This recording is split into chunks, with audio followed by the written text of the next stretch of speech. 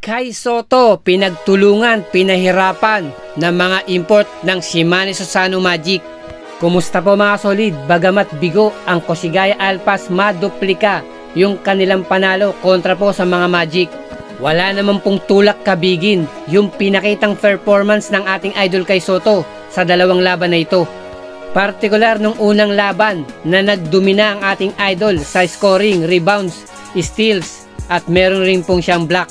Na mukhang nag-stick na lang po si Coach Ansay sa discarded game plan niya nung game 1 nila. Na napigilan nga ang ating idol Kai Sotto, partikular sa rebounds.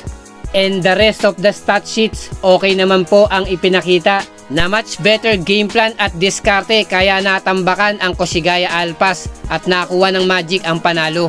Pero the main subject ng ating content mga kasolid, ipinakikita rito kung paano tinapatan ng ating idol yung malalakas na import at ex-NBA pa ng Shimane Susano Magic, na kung saan nagbigayan sila ng mga tira sa labas, sa loob, may foul counted pa and one na hindi po naduwag at inatrasan ng ating idol Kai Sotto, kahit mga national team player pa ang kanya nakatapat, kahit pa kargada ng championship ring yan sa NBA o ex-NBA pa yan.